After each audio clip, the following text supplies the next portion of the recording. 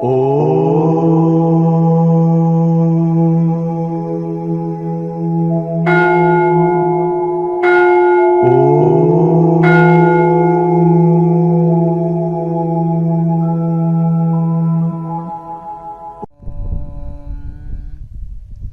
Channel ప్రేక్షకులకి నమస్కారం. నమస్కారం స్వామీజీ. నమస్కారం అండి. స్వామీజీ, ఒక ప్రశ్న. మన ఆశ్రమానికి వచ్చిన చాలామంది సాధకులు ఒక ప్రశ్నను పదే పదే అడుగుతున్నారు స్వామీజీ.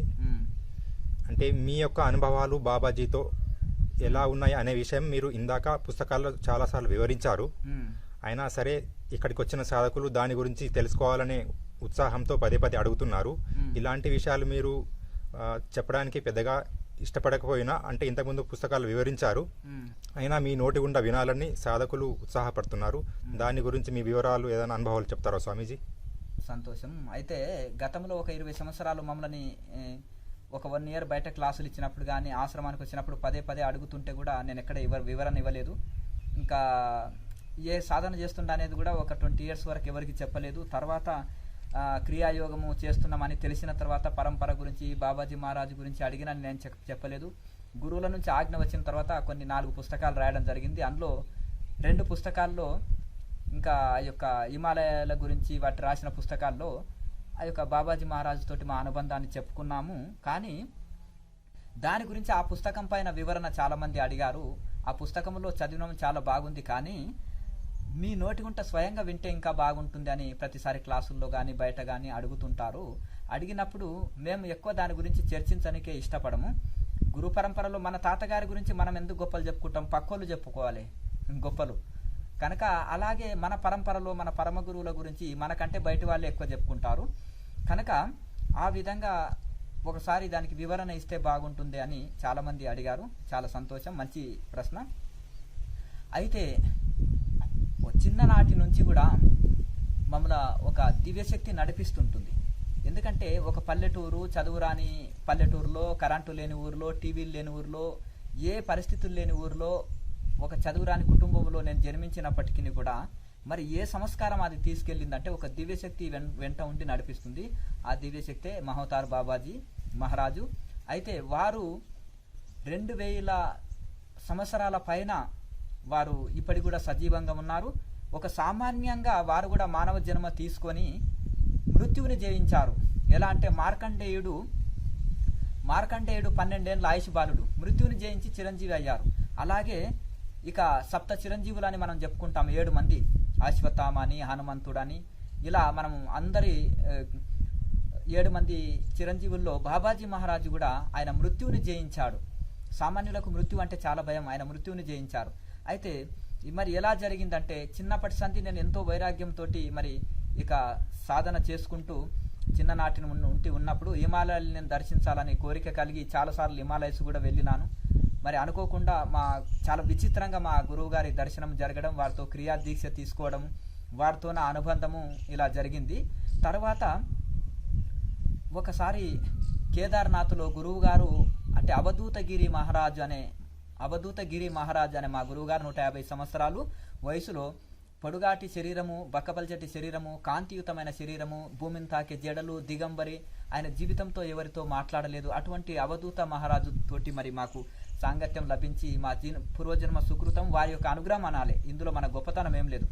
అర్జునుడికి దయ తలిసి కృష్ణ పరమాత్మ దర్శనం ఇచ్చాడు. అలాగే ఆయన అందులో అర్జునుడి గొప్పతనం లేదు. అందులో కూడా అర్జునుడు కూడా నా ఖాతాలో పుణ్యం ఉంటే నేను మీ దర్శనానికి, మీ విశ్వ విరాట్ స్వరూపాన్ని శాస్త్రాలు ఒకేలాగా చెప్తున్నాయి, మీరు ఒకేలాగా చెప్తున్నారు, ఋషులు కూడా ఒకేలాగా వర్ణించారు. అటు విశ్వ విరాట్ స్వరూపాన్ని నేను అర్హత ఉంటే దర్శనం ఇవ్వండి స్వామి అని ప్రాధేయపడతాడు. ఆర్డర్ వేయలే అర్జునుడు, దీనంగా ప్రార్థించాడు. అలాగే ఆ గురువుల అనుగ్రహంతో మరి ఇంకా అవధూతగిరి మహారాజు గారి దర్శనం జరగడము, మరి వారు ఎన్నో కఠోర పరీక్షలు పెట్టడం, ఇప్పటి ఎవరు తట్టుకోలేరు ఆ కష్టాలు, ఆ పరీక్షల్ని. మరి వారు పెట్టినట్టుగా అవన్నీ తట్టుకొని వారికి శిశరికం చేయడం, వారు ఇన్ని సంవత్సరాలు ఆడమౌనం పట్టి ధ్యానం చేయి, తపస్సు చేయి, ఇక్కడ ఇన్ని సంవత్సరాల తర్వాత అంటే 3 సంవత్సరాలకు ఒకసారి వారిని కలవడము నాకు అనుమతి ఇచ్చారు. ఆ 3 సంవత్సరాలు వారు చెప్పిన సాధన చేయాలి, ఇంకేమీ ఇది చేయదు. వారితో సాంగత్యంలో వారు తక్కువ మాట్లాడిందే తక్కువ. ఇక ఒకసారి నన్ను అక్కడ ఉంచి గుహలకు వెళ్ళిపోయారు, ఇప్పుడే వస్తానని. ఒక 2 days తర్వాత వచ్చారు. గురువు గారు ఇప్పుడే వస్తాను వెళ్ళారు కదా అంటే, అది దేవరహస్యములే, గురువుల సాంగత్యములే. అంటే మీరు కూడా గురువుల్ని కలిసి వస్తున్నారా, వారు ఏ గురువు గారు ఎలా అని నేను పదే పదే అడగడం వలన బాబాజీ మహారాజు తోటి ఈరోజు మా మధ్యలో చర్చ జరిగింది. నేను వెళ్ళేసి వచ్చినాను నాయన అని అన్నారు. అంటే ఎప్పుడు కలుస్తుంటారంటే ఎప్పుడు లేదు, 12 సంవత్సరాల కింద ఒకసారి, మళ్ళీ ఇప్పుడు ఒకసారి బాబాజీ మహారాజు నాకు అనుభవంలో వచ్చేసి కలవమంటే వెళ్ళినాను నాయన అంటే, మీ మధ్యలో ఏం చర్చ జరిగింది గురువు గారు అంటే, అది దేవరహస్యం, అది అడగరానిది నాయన అన్నారు. అంటే నేను ఒక ఆనందంగా అంటే చాలా అది ఉత్సాహం చూపుతున్నా, కానీ వారు ఆ యొక్క ఆసక్తి చూపట్లేదు గురువు గారు. అయితే మీరు నాకు కూడా చేయించగలరా బాబాజీ, నాకు కూడా చేయించగలరా గురువు గారు, ఇది అదని నేను ప్రాధేయపడ్డప్పుడు, అది ఎవరి అంతటా వాళ్ళు అర్హత సంపాదించుకోవాలి. విదేశాలు వెళ్ళాలంటే వీసా ఎవరంతటా వాళ్ళు సంపాదించుకోవాలి. ఐఏఎస్ కావాలంటే ఎవరంతటా వాళ్ళు కష్టపడి చదివి అది పాస్ అయ్యి తర్వాత మరి ఇంటర్వ్యూలో పోయినా కానీ మనం జాబ్ రాదు. అలాగే ప్రతి దాంట్లో కూడా ఎవరికి వాళ్ళు క్వాలిఫై కావాలి, ఎవరంతటా వాళ్ళు స్వయం ప్రయత్నం చేసి అది పొందాలి తప్ప ఒకరి రికమెండేషన్లు చెల్లవు నాయన అన్నారు. అయితే చాలా దీనంగా నేను ప్రాధేయపడుతున్నాగా ఇదే మాట బాబాజీ మహారాజు కూడా అన్నారు. అక్కడ నీ శిష్యుడు ఉన్నాడు కదా, ఆ యొక్క బ్రహ్మచారి వెళ్ళంగానే మీరు ఎక్కడ వెళ్ళినా అని అడుగుతారు, నాకు బాబాజీ దర్శనం ఇప్పించండి అని మిమ్మల్ని చాలా ఇబ్బంది పెడతాడు. ఈ విషయము ఈ విధంగా అతన్ని అర్హత సంపాదించుకొని నన్ను దర్శించుకోమని చెప్పని బాబాజీ మహారాజు చెప్పారు అని అన్నప్పుడు, ఇదే మా గురువుగారు అవధూతగిరి మహారాజు గారు కూడా మరి ఆ విధంగా చెప్పినప్పుడు, దానికి అర్హత నేను ఎలా సంపాదించాలి, మరి విదేశాలు వెళ్ళాలంటే ఎట్లా, అలాగే హిమాలయాల్లో 6 నెలలు స్టే చేయాలంటే ఎట్లా, ఏ పర్మిషన్లు తీసుకోవాలి, దానికోసం కూడా చెప్పినప్పుడు, ఇక 1 సంవత్సరం మొత్తం కూడా నేను చెప్పిన ఈ యొక్క ఆకులు పూలు ఇవే తీసుకుంటూ ఒకటే పూట అది కూడా తీసుకొని ఆ యొక్క వెళ్ళి ఆ యొక్క చక్కగా ఒక గుహ పేరు చెప్పారు కేదార్నాథ్లో. చాలా అది నీలకంఠ పర్వతానికి సమీపంలో ఉంటుంది, చాలా కఠోర నియమాలు. అక్కడ 1 ఇయర్ నువ్వు నాన్ స్టాప్గా నువ్వు సాధన చేయాలి, దానికి నువ్వు అర్హత సంపాదించాలి అని చెప్పడం వలన వారు చెప్పినట్టుగా నేను ఒక 1 ఇయర్ మొత్తం మౌనం పాటించి సాధన చేసుకోవడం జరిగింది. సాధన చేసుకొని ఉన్న తర్వాత అప్పుడు ఇక అదంతా నీకు అనుభవ రూపంలో బాబాజీ మహారాజే వివరిస్తారు, నేను దానికి చెప్పలేను. ఇక నువ్వు కైలాస మానస సరోవర యాత్ర వెళ్ళేది ఉంది నాయన అన్నాడు. మీరు భలే జోకులేస్తారు గురువు గారు, ఏంటంటే ఇప్పుడు నేను నా దగ్గర అసలు కట్టుకోనికి వస్త్రాలే చక్కగా లేవు, దానికి ఎన్నో రికమెండేషన్లు ఎన్నో ఇది అంత ఖర్చు పెట్టి అంత పెట్టి నేను వెళ్ళడం ఏంటిది, నాకు ఆసక్తి కూడా లేదు. మీరు దర్శించమన్న యోగులని దర్శించినాను, తెలుసుకున్నాను, ఇంకా నాకు పెద్దగా ఆసక్తి లేదు గురువు గారు అంటే, లేదు నువ్వు వెళ్తావులే అంటే, నేను ఎలా వెళ్తానంటే అంత బాబాజీ తీసుకువెళ్తానులే అని చెప్పారు. చెప్పినప్పుడు సరే గురువుల దయ, ఇంకా వాళ్ళ ఆజ్ఞ వేసినప్పుడు మనం కాదనడానికి ఏముందని ఇలా చేస్తూ నేను అక్కడ బద్రీనాథ్ వెళ్ళినప్పుడు అక్కడ గీతాగిరి గారు వచ్చారు. కుంభమేళలో వారు మా సాంప్రదాయంలోనే మరి జీవనాకడలో సన్యసించమని మా గురువు గారు చెప్తే జీవనాకడలో సన్యసించడము. ఆ గిటాగిరి మహారాజులో ప్రత్యేకత ఏంటిదంటే, గిట్టా అంటే పొట్టివాడ అని అర్థం. ఆయన పొట్టిగా ఉండే వరకు ఇంకా అదే పేరుగా కొంతమంది నిక్ నేమ్ని కామెంటుని కూడా పేరుగా ధరిస్తారు. ఇక అది సహజంగా పల్లెటూర్లలో జరుగుతుంటుంది. అయితే ఆయనని అందరూ సహజంగా ఆయనకు ఒక పేరు లేదు కానీ అంత పొట్టి ఉన్నందుకు గీతాగిరి గారు అంటారు. అయితే ఆయన చాలా అంటే మంచి బలమైన శరీరము, పొట్టిగా ఉన్నప్పటికీ దృఢకాయంతో కనిపిస్తారు, గంభీరంగా దిగంబర్ నాగబాబా. మరి ఆయన వారిని ఒకసారి ఏం చేశారంటే, 2 బాడీ బిల్డర్స్, ఇది పుస్తకంలో కూడా రాయడం జరిగింది, ఆయనని తోసుకుంటూ వెళ్ళడం వలన మేము ఎందుకు మీకు ఇంత అహంకారం అంటే, చూస్తలేవా మేము బాడీ బిల్డర్లం అంటే, ఓహో మేము బాడీ బిల్డర్స్ అనేది మీకు అహంకారమా, నేను మీ ఇద్దరిని కూర్చోబెట్టుకొని నా లింగం పైన కర్ర చుట్టి దాని మీద మిమ్మల్ని కూర్చోబెడతానని ఆయన సవాలు విసరడము. వాళ్ళు దానికి ఈగో అడ్డం వచ్చేసి, మేము పచ్చి మాంసం తినే నరరూప రాక్షసులం, ఒక్కొక్కడం 150 కిలోలు ఉన్నాము, మేము కొట్టేస్తే గోడ పగిలిపోతుంది, నువ్వు ఉట్టిగా చూస్తే మేము ఊదితే లేచిపోతావు, నువ్వు మమ్మల్ని పైకి లేపడం ఏంటిది, ఒకవేళ అలా చేస్తే నీకు శిష్యులుగా మారుతాము, అలా చేయకపోతే నీ చేతులు కాళ్ళు విరిచేస్తామని వాళ్ళు సవాలు విసరడం. ఆయన అక్కడ ఒక పెద్దది ఐరన్ రాడు లాంటిది ఒకటి ఇది పట్టుకొని లింగానికి చుట్టి ఇద్దరిని కూర్చోబెట్టి నమస్కార ముద్రలో ఆయన హరహర మహాదేవ్ అని పలకడము. వాళ్ళిద్దరిని ఆ లింగం వాళ్ళ ఆ కర్ర మీద కూర్చొని అలాగే ఉండడం ఆశ్చర్యానికి పోయి, వారికి ఇంకా నీ దాసులము, మేము పచ్చి మాంసం తింటాము, బాడీ బిల్డింగ్ చేస్తాము, ఎట్లా మీకు ఈ శక్తి కలిగింది, మీరు ఏమి తింటారా అంటే, అరే క్యా కాతే దో పతలాకా రోటీ కాతే అన్నాడు. ఒక పూటలో పల్చటి రొట్టెలు 2 తింటాను, నేనేం తింటాను అంటే మరి యోగ శక్తి అంటాడు ఆయన. ఆ యోగ శక్తి వలన మిమ్మల్ని నేను ఇది చేయగలిగినాను, నాకు ఎందుకు వచ్చిందంటే మీ అహంకారాన్ని తీసివేయాలి అనేది నాకు సంకల్పం కలిగింది. అంటే అక్కడి నుంచి ఆయనకు శిష్యులుగా మారి ఎక్కడ వెళ్ళినా ఇద్దరు గన్మెన్ల లాగా బాడీ బిల్డర్స్ ఇక్కడోరు అక్కడోరు ఇద్దరు వాళ్ళు ఆయనకు వారికి అనుసరించడము. ఎక్కడికి వెళ్ళినా ఇంకా నాతో పనేముంది, శిక్షణ ఇస్తాను వెళ్ళండి మీ దారిలో, మీరు నాకెందుకు, నాకేం సెక్యూరిటీల లాగా నా వెనక వస్తున్నారు, ఎవరన్నా చూస్తే నేను సెక్యూరిటీ శిష్యులు అనుకోరు, ఈ దిగంబర్ బాబాకు సెక్యూరిటీ బాడీ బిల్డర్స్ ఉన్నారా అని అనుకుంటారు అని వాళ్ళకు కొన్ని శిక్షణలు ఇచ్చేసి ఇక వాళ్ళని పంపించడము. కొంతకాలం ఉంచుకున్నారు, 1 సంవత్సరము. ఇక నాకే బంధనం లేదు, నా వెంబడి తిరగకండి అని చెప్పారు. అయితే అనుకోకుండా వారితో నేను పరిచయం అయ్యి ఎలా బాబా మీరు ఎట్లా సాధ్యమైందని నేను చిన్న పిల్లవాడినప్పుడు చనువుతోటి వారితో సాంగత్యం పెంచుకోవడము, ఇంకా వారు యోగ శక్తి ద్వారా కొన్ని ఇంటర్వ్యూలు ఇవ్వడం, అవి నేను జ్ఞాపకం ఉంచుకొని తర్వాత మళ్ళీ ఒక 15 years తర్వాత పుస్తక రూపం చేయడం, 15-20 years తర్వాత మళ్ళీ పుస్తక రూపం చేయడం, అవి 20 years తర్వాత చేసినాను. అయితే అవి గుర్తు పెట్టుకొని మెమరీలోకి వెళ్ళి కొన్ని నేను గ్రంథాల్లో నోట్బుక్ పెన్ ఎప్పుడు ఉండేది నాకు, చిరిగిపోయిన జోలే ఉన్నా చిరిగిపోయిన వస్త్రాలు ఉన్నా ఈ 2 మెయింటైన్ చేసేవాడిని. మెయిన్ పాయింట్స్ని నోట్ చేసుకునే వాళ్ళని, కొన్ని ప్లేసులు, యాత్రలు, తిరిగినవి అనుభవాలు, అవి తర్వాత కాలంలో పుస్తక రూపంలో చేయడం జరిగింది. అయితే అనుకోకుండా వారు బద్రీనాథ్ అంటే నన్ను హిమాలయాల్లో చాలా ముద్దుగా చిట్టిగా, అదే దాన్ని ఏమంటారు, చాలా ముద్దుగా ఏ జ్ఞానగిరి ఇద రావో అంటారు.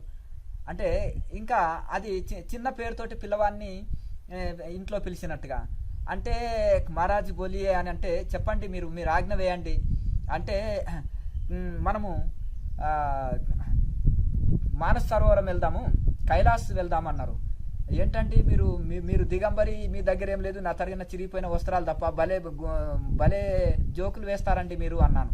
అంటే లేదు ఇది సత్వచన్ అన్నాడు, ఇది సత్యం పలుకుతున్నాను, ఇది నిజం. అంటే మరి ఏంటంటే మీరేమో డబ్బే తాకరు, మీరేమి ఇది ఇప్పుడు నిరాహార యోగిగా మారిపోయినారు. అప్పట్లో నేను మొదట కలిసినప్పుడు ఏదో 10 రొట్టెలు 2 తినేవాళ్ళు, ఇప్పుడు నిరాహార యోగిగానే మారిపోయారు.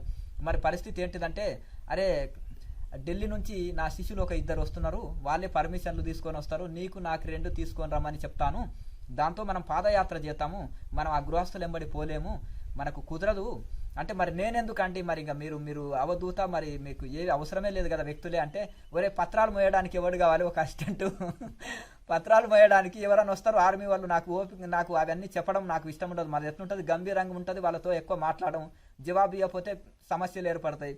నీ వచ్చిన వాళ్ళకెల్లా ఆ పత్రాలు చూపెట్టి నేను మౌనం పాటిస్తాను, ఎక్కువ పట్టించుకోను, వచ్చే వరకు గో ఈ మహారాజుది నాది గో పర్మిషన్లు చెక్ చేసుకోండి, పేపర్లు అన్నీ ఉన్నాయా, మమ్మల్ని వదులుతారా దయచేసి అని నువ్వు ఈ విధంగా సాయం ఉండు, తాను ఎట్లా ఇప్పుడు చిరిగిపోయిన జోలే ఉంటుంది కదా అందులో వేసుకో ఈ పేపర్స్ అని వారు చెప్పడం వలన, ఓహో అసిస్టెంట్గా నన్ను పిలుస్తున్నారా అంటే, సరే ఎట్లా నన్ను అనుకో, శిష్యుడు అనుకో, అసిస్టెంట్ అనుకో, గురుబాయ్ అనుకో, మీ గురువు చాలా గొప్పవాడు, నువ్వు ఆయన శిష్యుడు కనుక గురుబాయ్ అనుకో, నన్ను ఒక బ్రదర్గా భావించు అని అన్నాడు. అలా ఇంకా నువ్వు ఎట్లా అనుకుంటే అట్లా అలాగే అన్నాడు. అలా ఆయన పేపర్లను పెట్టుకొని ఎవరైనా వచ్చినప్పుడు, చెక్కింగ్కి వచ్చినప్పుడు మా పేపర్స్ని, వీసాని ఇవన్నీ చూపెట్టడం, ఆ విధంగా నేను మారి మేమిద్దరము కలిసి ఇక దార్చూల వెళ్ళి, దార్చూల నుంచి ఈ యొక్క కైలాస, చోటా కైలాస్ అంటారు, ఆ యొక్క అదే ఆది కైలాసుని దర్శించుకొని తర్వాత మరి ముందుకు వెళ్ళిన తర్వాత ఓం పర్వతుని దర్శించుకొని అక్కడి నుంచి టిబెట్లోకి ప్రవేశించడం జరిగింది. ఇక 1 సంవత్సరము నేను ఈ యొక్క దీక్ష పట్టి సాధన చేసినాను.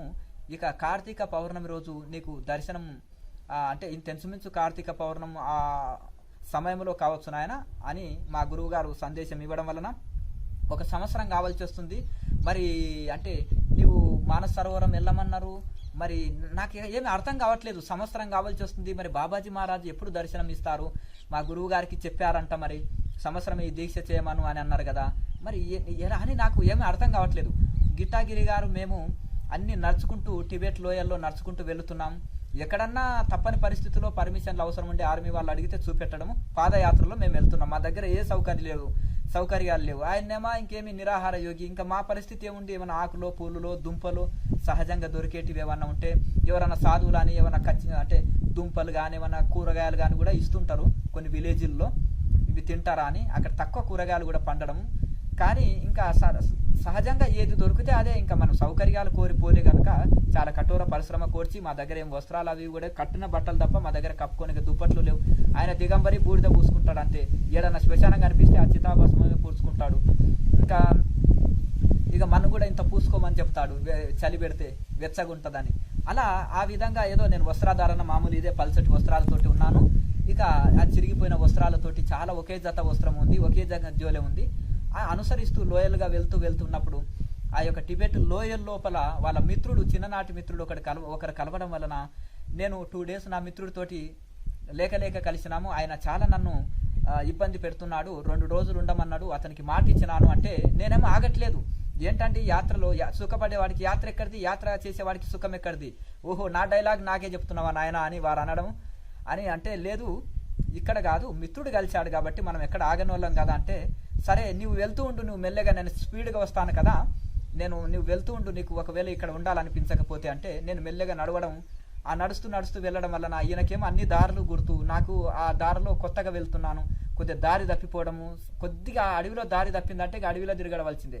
అలా వెళ్ళినప్పుడు బాగా అలసిపోయి నేను కింద పడిపోయి చాలా అంటే అలసిపోయి బాగా ఆకలి అలసట ఇవన్నీ నన్ను బాధించి ఇక పడిపోయినప్పుడు చాలా అలసటతోటి ఈ యొక్క నిద్ర పాన పెరగదు, ఆకలి రుచి ఎరగదు అన్నట్టుగా నేను నేల మీద అట్లే పడుకొని గాఢ నిద్రలోకి వెళ్ళిపోవడం వలన ఒక దివ్యవాణి వినిపిస్తుంది. నాయన ఆ యొక్క సమయం ఆసన్నమైంది, మృదు మధురంగా ఉండే ఒక అద్భుతమైన ఒక దేవవాణి, ఒక దేవతలు మాట్లాడితే ఎంత అందంగా ఉంటుందో అంత మధురమైన ఆ యొక్క భాషతోటి నాకు అవి వినిపిస్తున్నాయి. ఆ సమయం ఆసన్నమైంది. అంటే నేను చాలా రోధించుకున్నాను భగవంతుడిని, బాబాజీ మహారాజుని. ఏంటిదంటే నన్ను గిటాగిరి గారిని దూరం చేసినావు, మరి ఇంత ఆకలితో అలమటిస్తున్నాను, నేను దారి తప్పిపోయినానని నాకు క్షుణ్ణంగా తెలుస్తుంది. మరి ఇక్కడ తిరిగి ఇక్కడ వచ్చి ఇది చేసినాను, నాకు దిక్కెవరు, మరి నాకు ఎవరు వారు, ఆయన అడ్రస్ చెప్పేట ఆయన లేడు, ఆయన అక్కడ ఉన్నాడు, నేను ఇక్కడ ఉన్నాను, కన్ఫ్యూజ్ అయినాను. మరి నా పరిస్థితి ఏంటిదని నేను ఘోరంగా రోధించి బాబాజీ మహారాజుని ప్రార్థన చేసుకోవడము. 1 సంవత్సరం కాలం కావాల్సి వస్తుంది దగ్గరలో, మరి ఎప్పుడు మీ దర్శనము, నా పరిస్థితి ఏంటిది అన్నప్పుడు ఆయన స్వప్న రూపంలో ఒక వాణి నాకు వినిపించడం. ఆ వాణిని నేను ఒక 4 సార్లు వినగలిగినాను. ఆ వాణి సేమ్ అదే వాణి, అదే మధురమైన వాక్యాలు. అయితే ఆ ఎదురుగా మేరు పర్వతం వలె కనిపిస్తున్న ఆ పర్వతానికి రా అని చెప్పారు. అలాగే ఈ లోయ నుంచి మెల్లగా ఆ పర్వతంలో అక్కడ ఒక గుహ ఉంటుంది, ఆ గుహలోకి నువ్వు ప్రవేశించు అనడం వలన అలాగే ఒక 20 కిలోమీటర్లు ఎంతో ప్రయాస కోర్చి ఇంకా నాకు క్షణకాలం ఏదో అరగంట ఇట్లా నిద్రపోయినట్టు పోయినాను. ఇక నాకు నిద్ర మీద కానీ తిండి మీద కానీ ఇంకా దేహం మీద కానీ ధ్యాస లేదు, స్పృహ లేదు. ఇక లేచి నడుస్తూనే ఉన్నాను. ఆ కొండలు లోయలు దాటుకుంటూ ఆ యొక్క పెద్దటైన ఒకటే పర్వతము, మిగతా చిన్న పర్వతాలు, అది ఒక పెద్ద పర్వతం కనిపిస్తుంది. నడుచుకుంటూ వెళ్ళిన తర్వాత ఇక్కడ ఈ కొండకు అనుసరించు, ఆ చెట్ల మధ్యలో పొదల్లో ఒక చిన్న స్వరంగం ఉంటుంది, అందులోకి నీవు ప్రవేశించు ఆ బండ పక్కకని అని అంటే అది ఎట్లా ఉంటుందంటే ఇంతే సందు ఉంటుంది. అసలు పడుకొని బల్లి ప్రాకినట్టు కొద్ది దూరం పోతే అక్కడ మళ్ళీ కొంచెం విశాలమైన గుహ ఉంటుంది. అది ఎలా ఉంటుందంటే ఒక 2 ఫీట్ల వెడల్పు 2 ఫీట్లు, 2-3 ఫీట్లు అనుకోండి, ఎత్తు మాత్రం 5 ఫీట్లు. ఒక మనిషి సునాయకంగా, అంటే నేను ఎత్తు తక్కువ ఉన్నా కాబట్టి నేను వంగకుండా నడిచిపోయే స్థితిలో ఉంది అది. ఇక కొంత పొడుగైన మనిషి అయితే కొంచెం వంగే పరిస్థితి ఉంది. కనుక అవి చాలా షార్ప్గా ఉంటాయి. ఆ రాయి దేనికి తాకినా బ్లేడ్స్ కోసినట్టే కోస్తాయి. ఆ పైన తల తాకినా కింది సైడ్ కూడా కొన్ని అక్కడక్కడ ఉంటాయి. కింది సైడ్ మొత్తం షార్ప్ రాళ్ళు లేవు, అక్కడక్కడ తగులుతుంటాయి. ఈ సైడ్ షార్ప్ రాళ్ళు ఉన్నాయి. ఇంకా ఈ గోడలు పట్టుకొని మెల్లగా అందులోకి ప్రవేశించడము, ఇలాగే లోపలికి వచ్చే నాయన అనే ఆ దివ్యవాణి వినిపించడము, వెళ్ళడం ఒక 5 కిలోమీటర్లు అలాగే వెళ్ళడం వలన అందులోకి వెళ్ళి ఒకటేసారి ఒక 1000 సూర్యుల కాంతి వెదజల్లితే ఎలా ఉంటుందో ఆ అద్భుతమైన కాంతి అక్కడ వెదజల్ల చూస్తుంది. అసలు మనం కళ్ళు రాత్రిపూట పడుకొని సడన్గా మనం బయటకు వచ్చి సూర్యోదయాన్ని చూస్తేనే మన కళ్ళు తట్టుకోలేవు, అసలు ఆ కాంతిని భరించలేవు మన కళ్ళు. కనుక అర్జున ఈ విశ్వ రూపాన్ని నువ్వు దర్శించలేవు.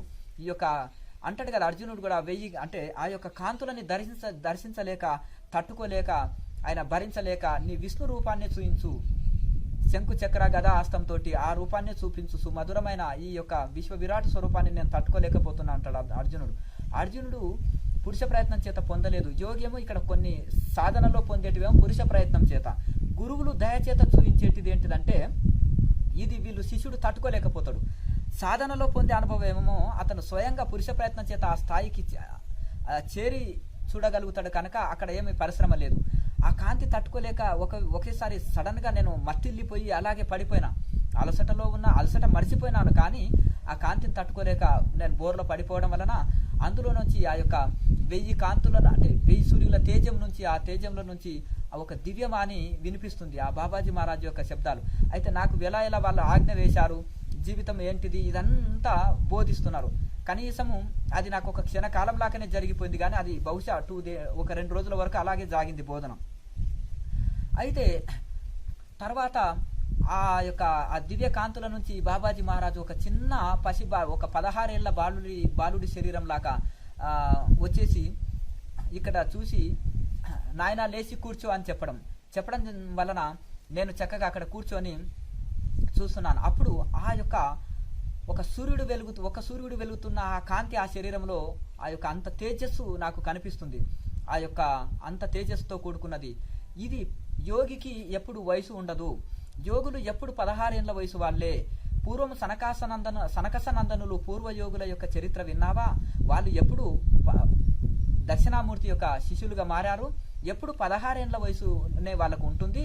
అలాగే ఈ శరీరానికి ఎప్పుడు 16 ఏళ్ల వయసు నాయన అని చెప్పారు.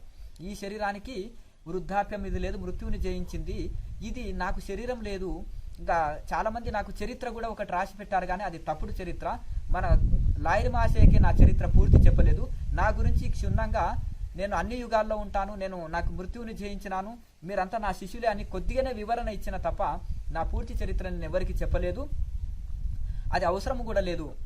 దాని మృత్యువుని జయించినాను.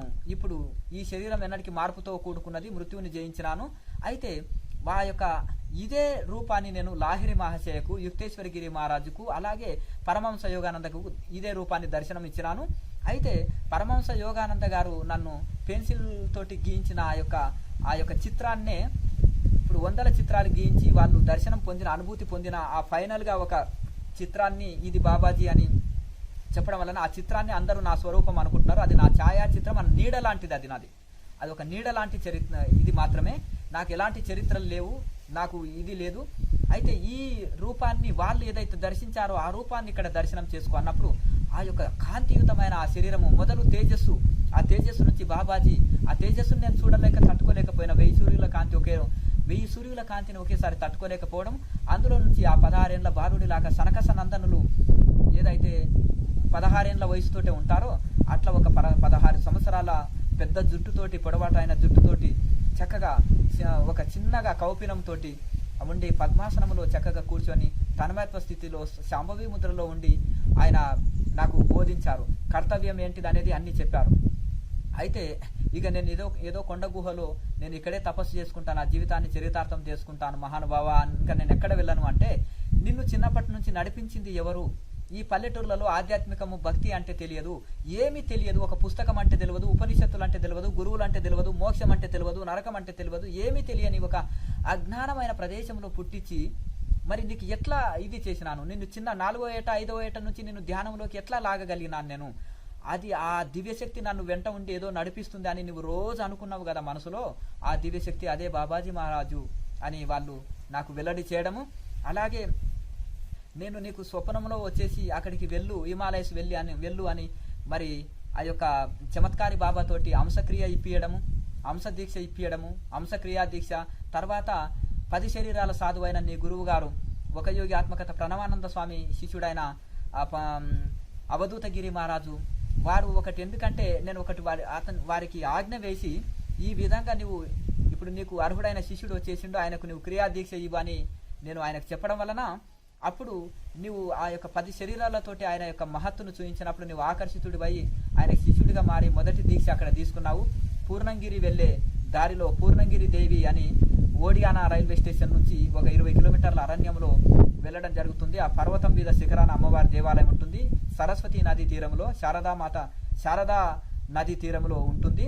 ఆ మహా అరణ్యంలో ఆయన 10 శరీరాలతోటి లీలలు ఆయన చూయించలే. ఆ 10 సమస్యలని 10 శరీరాలతోటి మా ముందలనే అది ఆ 10 సమస్యలని పరిష్కరించడం వలన వారికి ఆకర్షితున్నాయి. నేను అక్కడే ఉండడం వలన వారు దీక్ష ఇచ్చి మళ్ళీ వెళ్ళి సాధన చేసుకో అని చెప్పడం. మళ్ళీ మీ గురువు గారు కూడా మహాసమాధి చెందేది దగ్గరలో ఉంది.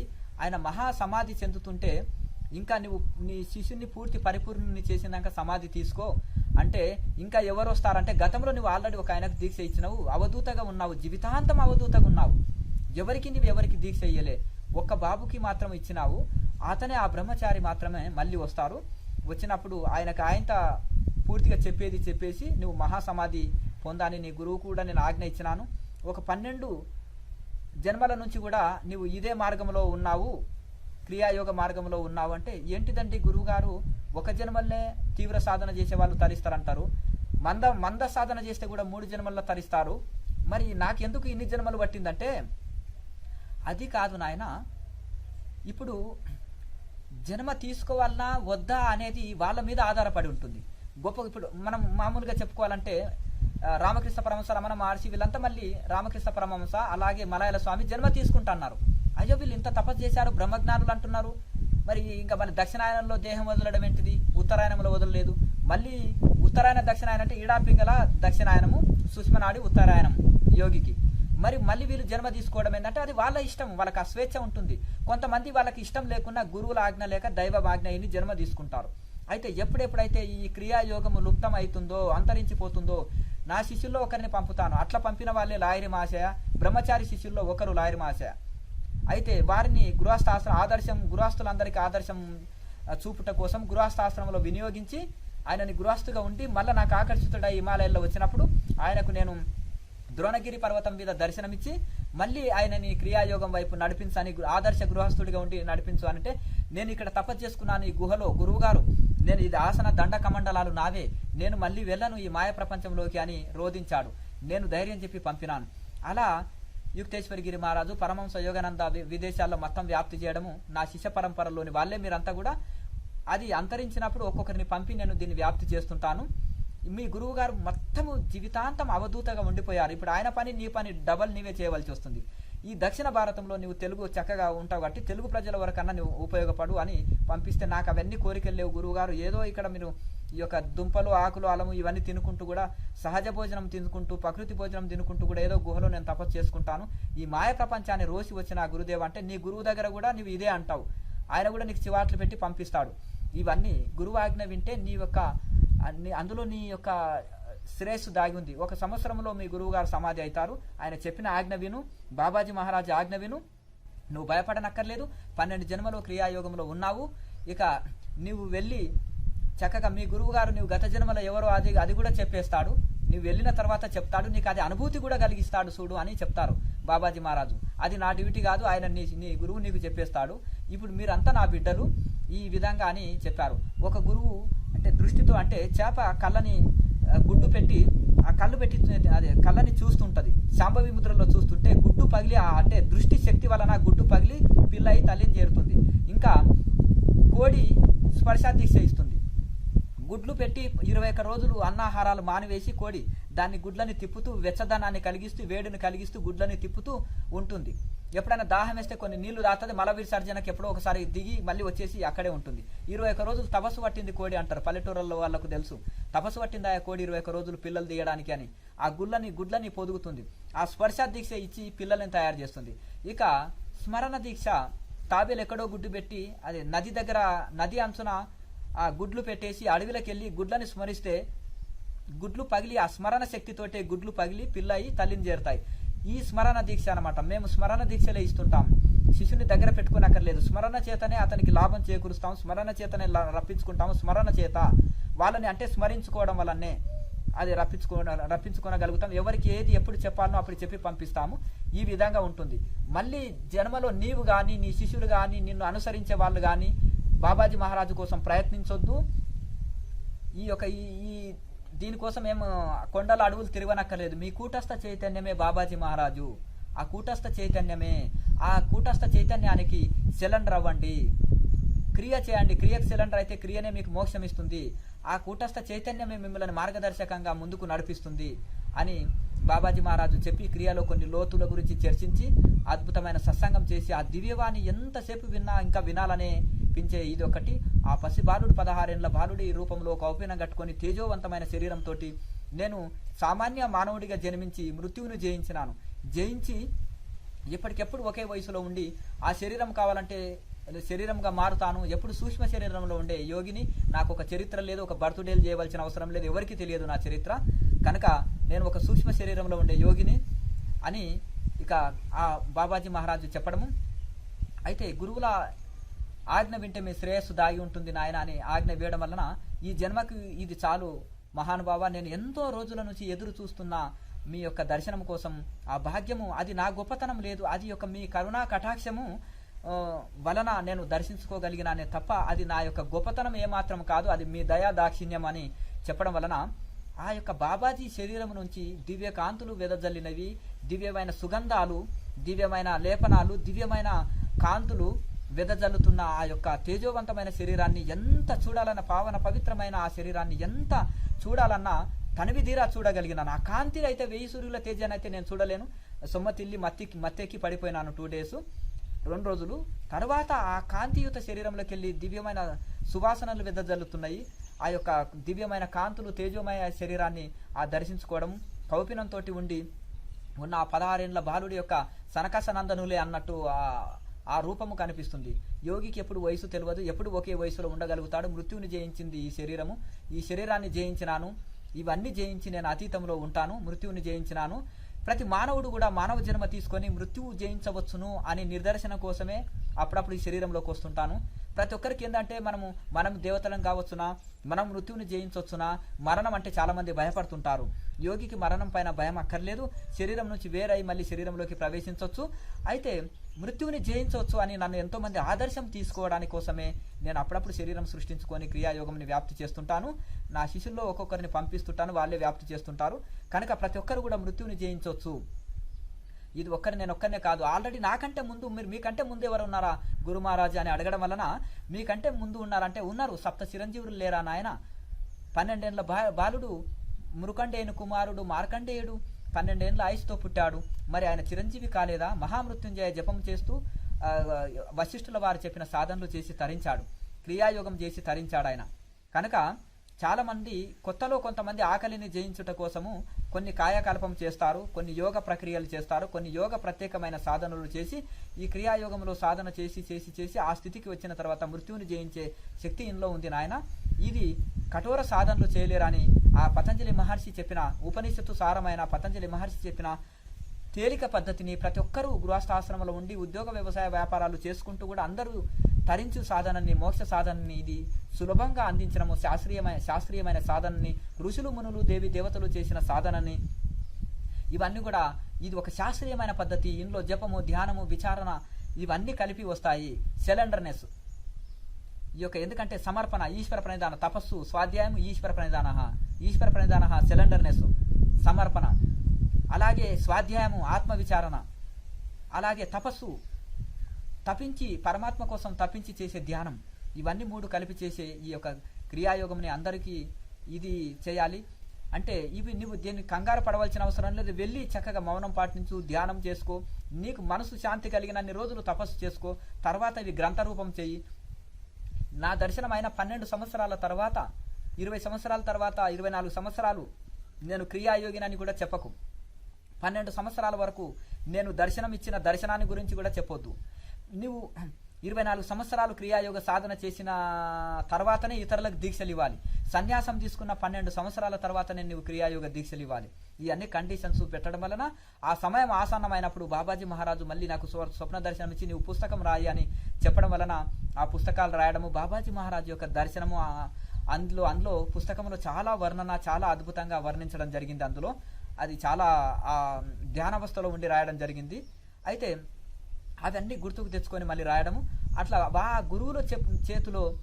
అయితే నేను ఆ మాయ ప్రపంచంలోకి వెళ్ళను గురు మహారాజు అని ప్రార్థించుకోవడం వలన వారు నీలోన అహంకారాన్ని తీసివేయి, నేను చేస్తున్నాను, నేను కర్తను అనే అహంకారాన్ని తీసివేస్తే చేసేదంతా ఇంకా గురువులే, మిగిలేదంతా గురు స్వరూపమే. ఆ గురు స్వరూపమే అది చేయిస్తుంటుంది. బాబాజీ మహారాజు చేతిలో నేను ఒక పరికరాన్ని, మొత్తము బాబాజీ మహారాజు ఇవన్నీ చేస్తున్నాడు, నేను ఆయన దాసుని, నేను నిమిత్త మాత్రుణ్ణి.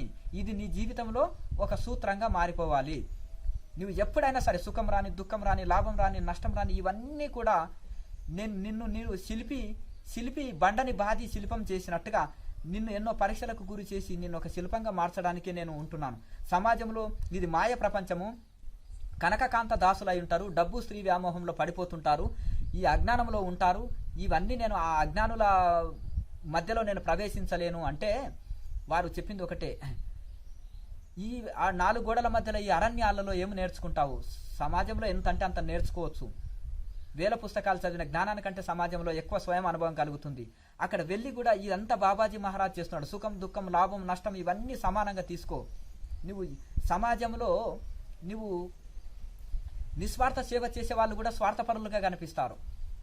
అలాగే ఈ యొక్క అజ్ఞానులకు కళ్ళు దృష్టి కానీ వాళ్ళ యొక్క ఇది కానీ వాళ్ళ ఇది ఉంటుంది. పచ్చ కామెరలు వచ్చిన వాళ్ళకు లోకమంతా పచ్చగా అనిపిస్తుంది. గొప్ప గొప్ప త్యాగజీవులను కూడా నిందిస్తారు. గొప్ప గొప్ప త్యాగజీవులు కూడా స్వార్థం కోసం వచ్చారేమో, లేకపోతే పబ్లిసిటీ కోసం వచ్చారో, ఏదో ఆశించి వచ్చారు, ఏం ఆశించకుండా ఎందుకు వచ్చారు అని కూడా అనుకుంటారు. అది నువ్వు లెక్క పెట్టొద్దు. నువ్వు ఆత్మ పరిశీలన చేసుకో. నేను బాబాజీ మహారాజులో చెప్పిన ఆజ్ఞ పరిపాలిస్తున్నానా? ఒక కీలు ఆయన చెప్పిన ఆజ్ఞ పరిపాలిస్తున్నానా? ఆయన దాసుడిలాగా, ఆయన సేవకుడిలాగా నేను పని చేస్తున్నానా? నేను ఎలాంటి ఫీజులు ఆశించకుండా నిస్వార్థ సేవ చేస్తున్నానా? అది ఆత్మ పరిశీలన చేసుకో. ఇంకా మిగతావి పట్టించుకోవద్దు. కళ్ళుండి గుడ్డివాడు కావాలి, కాళ్ళుండి కుంటివాడు కావాలి, నాలుక ఉండి మూగవాడు కావాలి, చెవులు ఉండి చెవిటివాడు కావాలి. నాయన ఇవన్నీ పట్టించుకోకుండా సేవ మీద దృష్టి పెట్టు. క్రియాయోగం వ్యాప్తి చేయటం కోసము, క్రియాయోగాన్ని అందరికీ నిస్వార్థంగా అందించడం కోసము చాలా మంది స్వార్థపూరితులు దీని మీద వ్యాపారం చేస్తున్నారు. ఆధ్యాత్మికం మీద వ్యాపారం చేస్తున్నారు. మఠాల పేరు మీద, సాధువుల పేరు మీద, రకరకాల పేరు మీద ధ్యాన సంస్థలని రకరకాల వ్యాపారాలు జరుగుతున్నాయి. అట్టిది నీవు నిస్వార్థ సేవగా అందించు. బాబాజీ సేవకుడిగా నువ్వు నిస్వార్థ సేవ అందించు.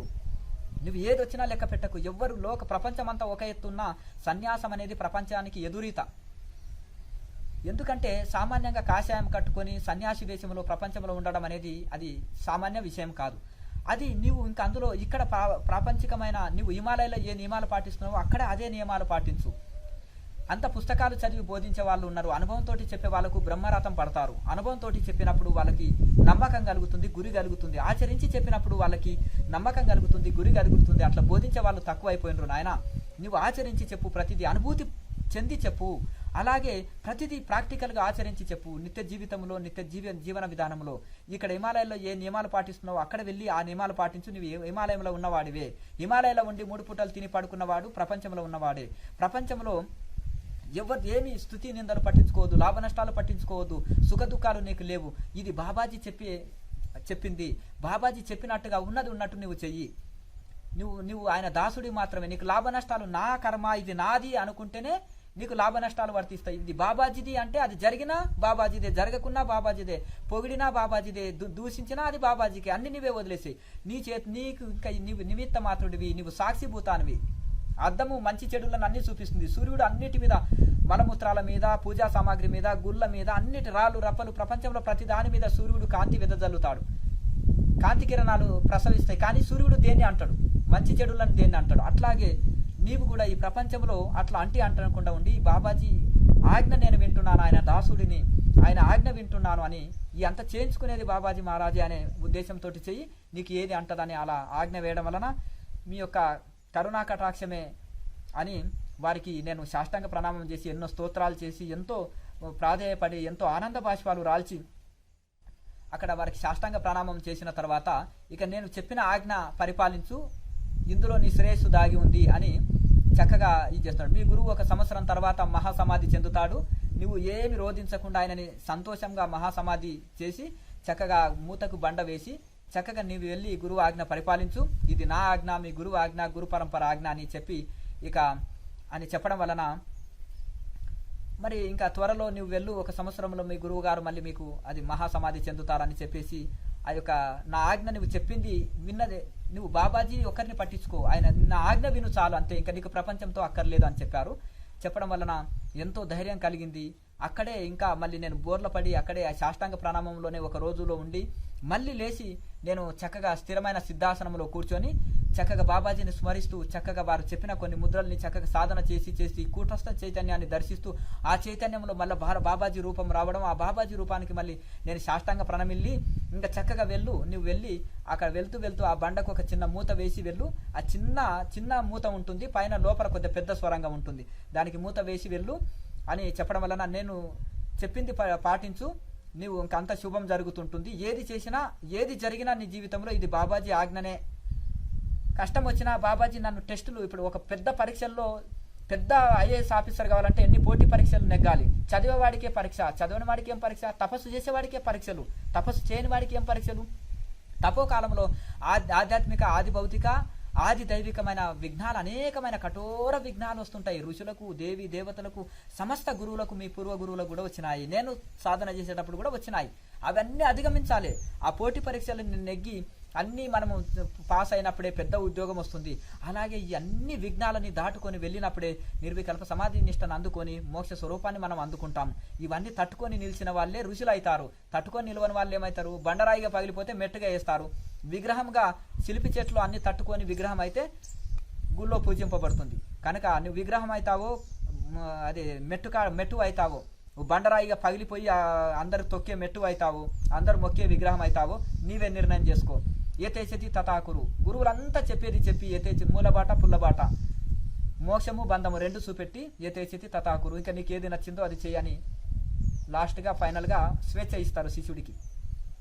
సమస్త ఋషిగణం కూడా అలాగే చేశారు.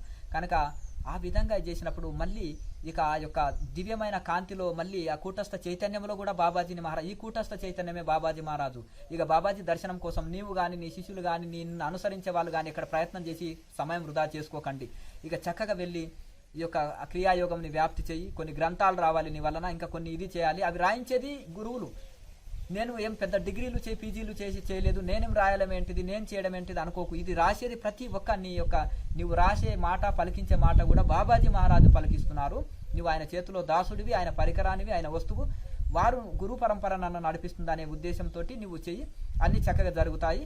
ఇక నువ్వు దాని గురించి చింతించొద్దు. మేము చేస్తున్నాము, నీ శరీరంలో ప్రవేశించి మేము చేస్తున్నాం, నీ శరీరం ద్వారా ఒక పరికరంగా వాడుకొని మేము ఆ కార్యాలు చేస్తున్నామని అన్నందుకు ఎంతో ధైర్యము పొంది సాష్టాంగ ప్రణమిల్లి ఇక మెల్లగా రోధించుకుంటూ ఆనంద బాష్పాలు రాల్చుకుంటూ, నాకు రాకుండా ఇష్టము, అది గురువుల ఆజ్ఞ అని ఇంకా రావడానికి ఇష్టం లేదు. ఈ మాయ ప్రపంచంలోకి ఎవరికి ఇష్టం లేదు. పరమహంస యోగానందకి ఇష్టం లేదు విదేశాలు వెళ్ళడానికి. వాళ్ళ గురువు ఆజ్ఞ ఆర్డర్ వేశాడు అంతే. గురువు రామకృష్ణ పరమహంసకు ఆర్డర్ వేస్తే వివేకానంద స్వామి వెళ్ళిండు. కొండ గుహలో హిమాలయాల్లో నేను బ్రహ్మానందం పొందుతాను, ఈ తుచ్చమైన ఈ యొక్క ప్రాపంచికుల మధ్యలో నాకు ఆనందం కలుగుతుందా, ఈ తుచ్చమైన భోగ విలాసాలు నాకు ఆనందాన్ని కలిగిస్తాయని వివేకానంద స్వామి చెప్తారు. కొన్ని గురువుల ఆజ్ఞ వినవలసి వస్తుంది. ఎందుకంటే గురువులు వేసిన ఆజ్ఞకు గౌరవంగా వాళ్ళ మీద వాళ్ళ పైన ఉండే గౌరవంతో వినవలసి వస్తుంది. కనుక ఇక ఇష్టం లేకున్నా రావడము, తిరిగి మళ్ళీ గురువు గారి దగ్గరికి వచ్చి మరి గిట్టాగిరి గారిని కలిసి కైలాస యాత్ర పూర్తి చేసుకొని గురువు గారిని మహాసమాధి చేయడం. గురువు గారు కూడా ఇక తిరిగి అలాగే చెప్పడం వలన గురువుగారు ఒకటే పూర్వజన్మలో నీవెవరు అనేది ఆయన చేతిలో కూడా చూపించడం జరిగింది. గత జన్మలో నీవెవరు అంటే ఒక క్రియాయోగిగా ఎట్లా ఉన్నాను, మరి ఎట్లా ఇది చేసినాను అనడం వలన నాకు ఇంకా ఆత్మవిశ్వాసం. అంటే పిచ్చివాడ, ఈ దేహంలోకి వచ్చిన ఏదో చిన్న బ్రహ్మచారి జ్ఞానానందం అని నువ్వు అనుకుంటున్నావు. ఇవి నువ్వు నా బిడ్డవు, నువ్వు ఎన్నో 12 జన్మలు బాబాజీ మహారాజు చెప్పలేదా నీకు? 12 జన్మల్లో నుంచి ఈ మార్గంలో ఉన్నావు. గురువుల ఆజ్ఞ వేస్తుంటే అప్పుడప్పుడు వస్తుంటావు. నువ్వు కంగారు పడవలసిన అవసరం లేదు. ప్రపంచమంతా మోక్షం వచ్చినాక నాకు మోక్షం ఇవ్వు అనేవాడు గొప్పవాడు. కనుక దానికోసం నువ్వు పాటుపడటానికి నీ శరీరాన్ని మేము వినియోగించుకొని నిన్ను పంపిస్తున్నాము, మా ఆజ్ఞ విను ఈయన అన్నాడు. ఆ గురువు గారు ఇంకా అట్లా కూడా ఆయన ఇంకా నమ్మకం రాకపోతే, నేను ధైర్యం రాకపోతే ఆయన చేతిలో గత జన్మను చూపెట్టడం వలన టీవీలో చూసినట్టుగా చూసి అవన్నీ నేను దిగ్భ్రాంతికి చేసి ఇంకా నాకు ఎంతో ధైర్యం వచ్చేసింది. అయ్యో నేను గత జన్మ నుంచి ఉన్నా కదా, ఇంకా నేనేమి నాకు ఈ ప్రపంచంలో ఉన్నా కానీ 32 పళ్ళ మధ్యలో నాలుక వలె తాబేలు వలె మారాలి యోగి. సమాజంలో ఉండనికే ఓకే, నీళ్ళలో ఉండనికే ఓకే, అడవిలో ఉండనికే ఓకే తాబేలు. అదే సింహము అడవిలోనే ఉంటుంది, సమాజంలో ఉండలేదు. చేప నీళ్ళలో ఉంటుంది, బయట ఉండలేదు. కొంతమంది బోధిస్తూ సమాజంలో తిరుగుతారు. వాళ్ళు చేప లాంటి వాళ్ళు, నీళ్ళు వదిలితే బతకలేరు, వాళ్ళు సమాజం వదిలితే బతకలేరు. ఇక అడవిలో ఉండే అవధూతలు సమాజంలోకి రాలేరు. సింహం లాంటిది, సింహం అడవిలో స్వేచ్ఛగా ఉంటుంది కానీ బయట వస్తే భయపడుతుంది. అలాగే తాబేలు అడవిలో నీళ్ళలో నేను అన్ని ఎండ వాన చలిలో ఆకలి దప్పుల్ని అన్నిట్లలో తట్టుకోనగలుగుతుంది. తాబేలులాగా మారాలి. మౌనాలు పట్టి తపస్సు చేసి 4 గోడల మధ్యలో సమాజానికి అతీతంగా ఉండడానికి ఒకే స్థితిలో గడపాలి. సమాజంలోకి వచ్చి బోధిస్తూ నలుగుట్లో ఉండి ప్రాపంచికుల మధ్యలో ఉండే కూడా ఒకటే స్థితిని అనుభవించగలగాలి. అదే పరిపూర్ణత్వము, అదే కూర్మో అంగాని సర్వశః. భగవద్గీతలో స్థితప్రజ్ఞుడు ఎలా ఉంటాడా అంటే కూర్మో అంగాని సర్వశః, తాబేల్లాగా మారాలి. అదే పరిపూర్ణత్వము. పరిపూర్ణత్వం అంటే తాబేల్ లాంటి వాళ్ళు. కనుక భగవద్గీతలో చోటు చేసుకున్న తాబేలు అని చెప్పి ధైర్యాన్ని నెలకొల్పి, కానీ గురువుగారి చేతిలో గత జన్మ చూపెట్టినప్పుడు ఎంతో వారికి సాష్టాంగ ప్రణమిల్లి వారి ఆజ్ఞ తీసుకొని మరి మా గురువుగారు మరి అవధూతగిరి మహారాజు నీలకంఠ పర్వతము కేదార్నాథ్ బద్రీనాథ్ మధ్యలో ఉంటుంది. అది ఆ యొక్క కేదార్నాథ్ నుంచి అక్కడ కేదార్నాథే గురుస్థానము. గురువు అంటే 3 మూరల శరీరం కాదు, సాక్షాత్తు ఈశ్వరుడే, నీ కూటస్థ చైతన్యమే గురు స్వరూపము. అని ఇంకా మరి గురు మహారాజు కూడా మరి సెలవు తీసుకొని గురు మహారాజు బాబాజీ మహారాజు యొక్క ఆజ్ఞ విని మరి వారిని కూడా వారు ఎన్నో విషయాలు చెప్పిన తర్వాత ఆ మూతకు బండ వేసేసి ఇప్పటి కూడా కేదార్నాథ్ దూరం నుంచి ఆ పర్వతానికి దర్శనం నీవు శిష్యులు ప్రయత్నం చేయొద్దు మళ్ళీ మూత తీసి లోనికి రావడానికి, నేను కొంతకాలం సజీవ సమాధిలో ఇక్కడే ఉండి మళ్ళీ గురులోకానికి వెళ్తాను, సూక్ష్మ శరీరం వెళ్ళి బాబాజీ మహారాజు గురులోకంలో తపోలోకంలో ఉంటారు, తపస్సంపన్నులు ఋషులంతా తపోలోకంలో ఉంటారు, క్రియాయోగ గురు పరంపర గురువులు కూడా తపోలోకంలో ఉంటారు. కనుక ఆ తపోలోకంలోనే తపస్సులోనే బ్రహ్మానందం పొంది ఉంటారు, నేను ఆ లోకానికి కూడా తిరిగి వెళుతాను, బాబాజీతో కలిసి ఉంటాను అని చెప్పారు గురువు గారు. అట్లా చెప్పడం వలన మరి గురువు గారు మరి నా పరిస్థితి ఏంటిదంటే నీవు తపస్సు పూర్తి చేసుకో, ఇవన్నీ సమాజ సేవ చేసిన తర్వాత అప్పుడు వచ్చి గురులోకానికి చేరుకుంటావు, నువ్వు ఇంట్లో కంగారు పడవలసిన అవసరం లేదు అని చెప్పడం వలన గురువు గారికి సాష్టాంగ ప్రణమిల్లి ఇష్టం లేకుండా ఆనంద భాష్పాలు రాల్చుకుంటూ ఏడుస్తూ రోధిస్తూ ఇక ఈ మాయ ప్రపంచంలో నా కర్మ కాకపోతే మళ్ళీ ఏంటిదని అనుకుంటూ కూడా ఇక అని గురువు ఆజ్ఞ వింటే నీ శ్రేయస్సు దాగి ఉంది అనడం వలన గురువుల పైన విశ్వాసంతో గత జన్మ చూయించినందుకు ఇంకా నా పైన నాకు విశ్వాసం కలిగి ఇక కృష్ణుడు విశ్వరూపాన్ని చూపెట్టినప్పుడే అర్జునుడికి ఇంకా ధైర్యం కలిగింది కదా, కృష్ణుడు నాకు ముందు ఉన్నాడు, నేను విజయం సాధిస్తాను, ఈ యొక్క తప్పకుండా భారత యుద్ధంలో విజయాన్ని సాధిస్తాను, నేను చేసేది కాదు అంతా ఆయనలోనే అందులోనే పుడుతున్నారు, అందులోనే చనిపోతున్నారు, సృష్టి స్థితి లయాలు ఆయన శరీరంలోనే జరుగుతున్నాయి, నేను నిమిత్తం మాత్రమే కదా అని అప్పుడు అర్జునుడికి ధైర్యం వచ్చినట్టుగా గత జన్మ చూపించినప్పుడు మరి ఇంకా నేను చాలా ధైర్యము నొంది మళ్ళీ రావడం జరిగింది, ఆ బండకు మూత వేసేసి రావడం జరిగింది.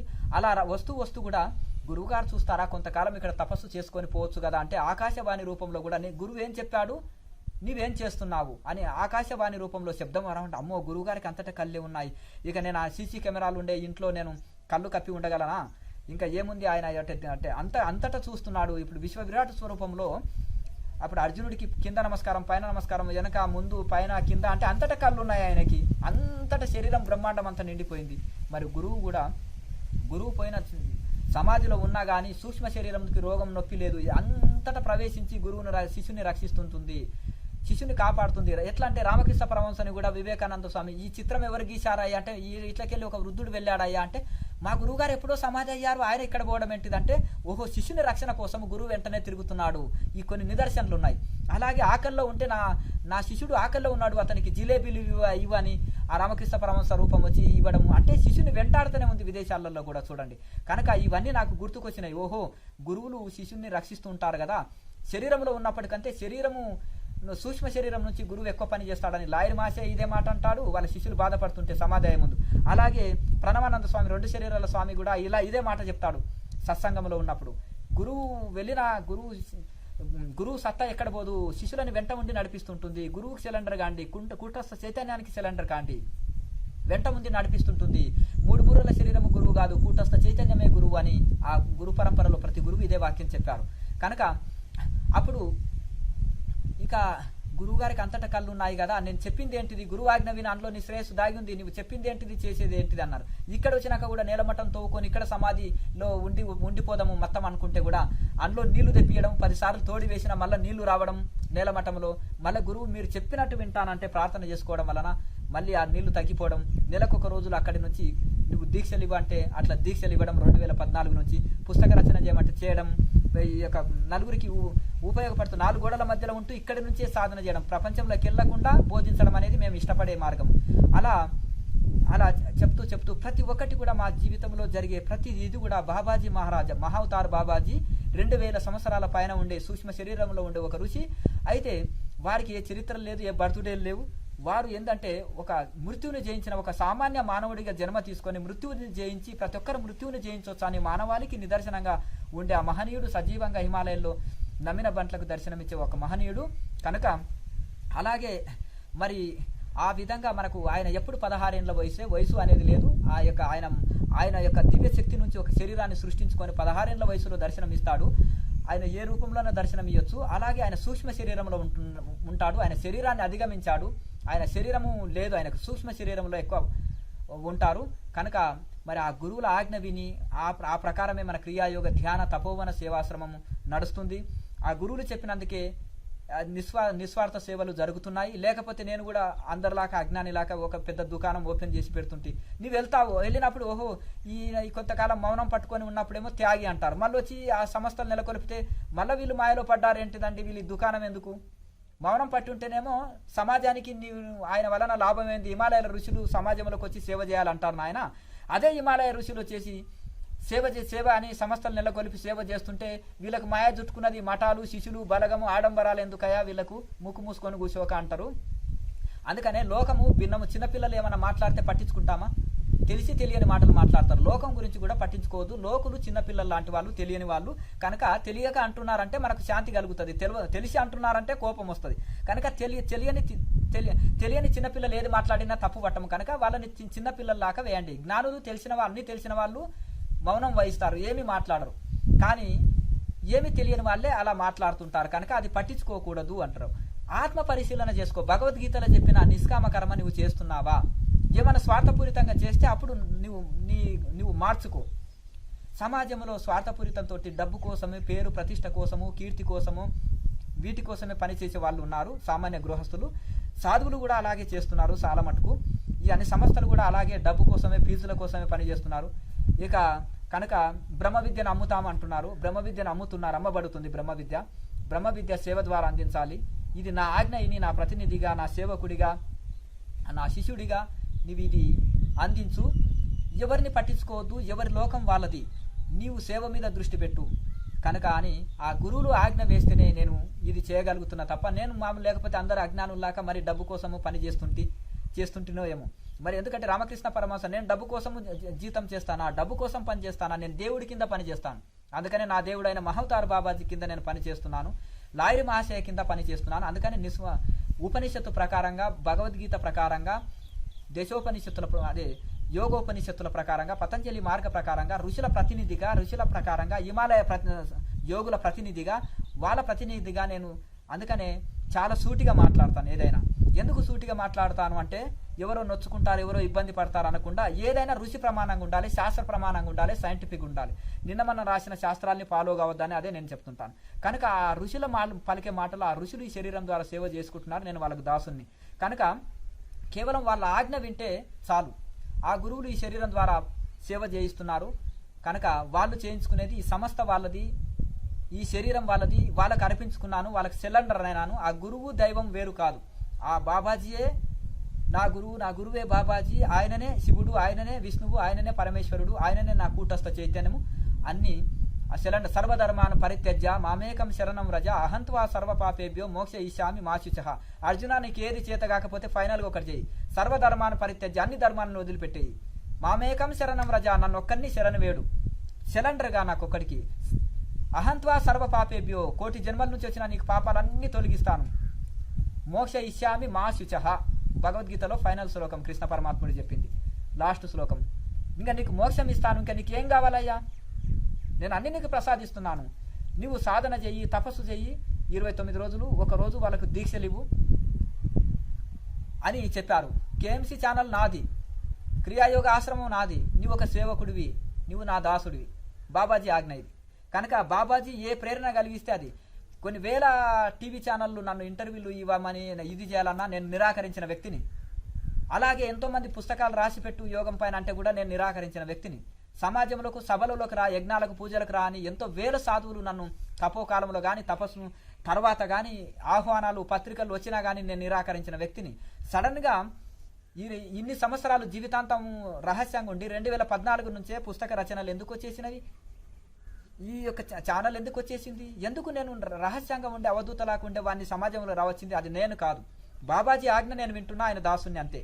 కనుక ఇది ఎప్పుడు బయటికి వెళ్ళాలి, ఎప్పుడు ఎదురు కావాలన్నప్పుడు అది నేను వ్యక్తం చేస్తున్నాను. 24 సంవత్సరాల దాకా సాధన గురించి చెప్పొద్దు అన్నారు. 12 సంవత్సరాల సన్యాసం తీసుకున్నాక 12 సంవత్సరాల దాకా నువ్వు గురుస్థానం నీకు లేదు, శిష్యుడి స్థానమే అన్నారు. అది కూడా నేనేదో గురువుని అయిపోయినాను ఇది అది అని కాదు, నువ్వు నా ఒక శిష్యుడివి మాత్రమే, నా ప్రతినిధిగా దీన్ని వ్యాప్తి చేయి క్రియాయోగం అని గురు మహారాజు ఎలా ఆజ్ఞ ఇస్తాడో, ఇంకేమేమి చేయిస్తాడో అది నా చేతులు లేదు. ఇప్పటి వరకు ఆయన చెప్పినంత వరకు చేసుకుంటూ వస్తున్నాము. భవిష్యత్తులో ఏ ఆజ్ఞ వేస్తే ఆ ఆజ్ఞ ప్రకారం వింటాము. చాలా మంది బాబాజీ దర్శనం ఇచ్చారు, బాబాజీ హూటాట హంగామా చేస్తారు, బాబాజీ చెప్పిన క్రియాయోగాన్ని మాత్రం తుంగలో దొక్కుతారు. క్రియాయోగ గురు పరంపర ఫోటోలు అన్ని బాగా వేసుకొని వాళ్ళని బాగా డంకా వేసి పైకెత్తుతారు. కానీ వాళ్ళు చెప్పిన సాధనలు చేయరు. మరి వాళ్ళు చెప్పిన సాధనలు కూడా చేయండి, పరంపర ఫోటోలు వేసుకోండి, అందరూ ఒక మార్గంలో వెళ్దాం, నష్టమేముంది? ఇలా వచ్చేది పోయేది ఏం తీసుకొచ్చినాం, ఏం కొండపోతాం? ఖాళీ చేతిలో వచ్చినాం, ఖాళీ చేతిలో పోతాం కదా. అందరూ ఒక యూనిటీగా హిమాలయ యోగులు ఏ సాధన చేస్తున్నారు? 20 యోగ ఉపనిషత్తులు ఏం చెప్తున్నాయి? భగవద్గీత ఏం చెప్తుంది? ఉత్తర గీతలో యోగ మార్గం, ధారణ ధ్యాన సమాధి ఎట్లా చెప్తుంది? నాదబిందు కళలు ఏంటిది? యోగ మార్గం ఏంటిది? సమాధి స్థితి ఏంటిది? ఋషులు ఏం చెప్పారు? వేదవ్యాసుడు ఏం చెప్పారు? సప్త ఋషుల కంటే గొప్పవాళ్ళు కాదు నిన్నమన్నటి శాస్త్రాలు ఫాలో కావడం. కనుక మళ్ళీ ఒకటి ఏంటంటే, ఒక పరంపర పేరు చెప్పి దాన్ని పాటించకపోతే మనం మోసం చేసిన వాళ్ళం అవుతాం. ఏ పరంపర చెప్పినామో దాన్ని తూచక తప్పకుండా పాటించాలి. ఏ గురువుల పేర్లు చెప్పుకుంటున్నామో దాన్ని తూచక తప్పకుండా పాటించాలి. కనుక ఆ పరంపరలో ఉన్నప్పుడు మనకు ఇంకా ఏమీ ఇది లేదు. కనుక ఒక ఋషి పరంపరలో ఉందామనేది మా ఆవేదన. అందరూ ధ్యానం చేయాలి, మోక్షం పొందాలని కోరిక ఉంది, రోగాలు తగ్గించుకోవాలని ఉంది, క్రియాయోగ ధ్యానం చేయండి. మోక్షం పొందాలని ఉంది, క్రియాయోగ ధ్యానం చేయండి. మనశ్శాంతి కావాలని ఉంది, క్రియాయోగ ధ్యానం చేయండి. ఇదే బాబాజీ మహారాజ్ ఇచ్చిన ఆజ్ఞ, గురు పరంపర ఇచ్చిన ఆజ్ఞ, ఒక యోగి ఆత్మకథ గురువులు చెప్పిన ఆజ్ఞ. అలాగే మా గురువు గారు అవధూతగిరి మహారాజు మరియు మా పరమ గురువులైన బాబాజీ మహారాజు చెప్పింది ఆజ్ఞ ఇదే. కనుక ప్రతి ఒక్కరం, ఎందుకంటే ఋషులు చెప్పిన ధారణ ధ్యాన సమాధి, అలాగే ప్రాణాయామము, జపము, విచారణ, ధ్యానము, ఈ 4 ఋషులు దేవి దేవతలు చేసిన ఈ యొక్క ప్రతి ఒక్కటి కూడా ఈ మార్గంలో వెళ్ళి ఆ పరంపర చెప్పుకుందాము. దాని గురించి విస్తృతంగా అందరం కలిసికట్టుగా ఐకమత్యంగా చేతాము. ఆధ్యాత్మిక సంస్థలు అంతా కలుపుకొని పోదాము. ఎందుకు చెప్పండి? మనం అందరం సేవ చేయడానికి వచ్చినాం భూమి మీదకి, మరియు అందరం కలిసికట్టుగా పనిచేద్దాం, ఋషి మార్గంలో వెళ్దాము. ఎందుకు మనం తప్పుడు మిస్గైడ్ ఇచ్చి వాళ్ళని భ్రష్టు పట్టియడము, మనం భ్రష్టు పట్టడము? అపవాద దోషం వస్తుంది, పాపం వస్తుంది దీనివలన. శాస్త్రాలను వక్రీకరిస్తే, శాస్త్రాలను వక్రీకరించి చెప్తే మా ఆవేదన అదే. కానీ మా ఆత్మ మీలో పనిచేస్తుంది, మీ ఆత్మ నాలో పనిచేస్తుంది, అందరిలో ఒకటే చైతన్యం. రాగద్వేషాలు దేనికి? ఆత్మ జ్ఞానంలో ఉన్నప్పుడు ఒకసారి ఆవేదనతో పలికే మాటలే తప్ప ద్వేషంతో పలికే మాటలు కాదు. రాగద్వేషంతో కూడుకుంటుంది ఈ లోకం. నేను వెళ్ళనంటేనే ఈ రాగద్వేషాలకు అతీతంగా ఉండి నీవు పని చేయాలి. బాబాజీ మహారాజు నీ శరీరంలో ఉండి పని చేస్తున్నాడని నీవు అనుకుంటే సరిపోతుంది అని అన్నందుకు వారి ఆజ్ఞ విని రావడం జరిగింది తప్ప నాకు ఈ కోరిక లేదు, నాకు ఏమీ ఇది లేదు. ఆ హిమాలయలో ఉండే నియమం ఇప్పటికీ నేను అదే నియమం ఇక్కడ పాటించుకుంటున్నాను. కనుక ఆ గురువులు ఎట్లా చెప్తే అట్లా నేను ఫాలో అవుతున్నాను. అలాగే మన అందరం కూడా ఆ ఋషుల ఆజ్ఞ విని ఆ మార్గం ప్రకారం వెళ్దాం. క్రియాయోగానికి బాబాజీ మహారాజు మాత్రమే గురువు. అర్హత ఎవరయ్యా అంటే బాబాజీ 2000 సంవత్సరాలు సూక్ష్మ శరీరంలో ఉండే బాబాజీ మహారాజు, మహావతారు బాబాజీ మహారాజు క్రియాయోగానికి గురువు. ఆ మహారాజు శిష్యులమే మేమంతా పరంపరలో. ప్రతి ఒక్కరు ఆయననే మూల గురువు. వారిని ప్రాధేయపడదాం, వారికి సిలిండర్ అవుదాము, వారి మార్గాన్ని మనం విస్తృతంగా వ్యాప్తి చేద్దాము, అందరికి అందించుదాము, అందరికీ ఇది చేద్దాం. వారి ప్రతినిధిగా మనం పని చేద్దాం, వాళ్ళ సేవకుడిగా మనం పని చేద్దాము. సేవకుడు కానివాడు నాయకుడు కాలేడు, వారికి సేవకుడిగా పని చేద్దాము. ఆ సేవా భాగ్యం మా గురువులు మనకు కలిగిస్తే అదే మాకు జన్మధన్యం. కనుక ఒక సేవకుల్లాగా ప్రపంచమంతా దీన్ని ఉపయోగపడదాం. కనుక ఆ ఋషి మార్గము, యోగ మార్గము, ఋషి మార్గము, ఫ్లైట్ మార్గము, అనేక మార్గాలు ఉన్నాయి. క్రియాయోగం అనేది సైంటిఫిక్ అంటారు పరమహంస యోగానంద గారు. ఫ్లైట్ మార్గం అంటారు, పతంజలి ఇదే చెప్పారు. క్రియాయోగ గురు పరంపర ఇదే చెప్పారు. ఒక యోగాత్మకత ఇదే చెప్తుంది.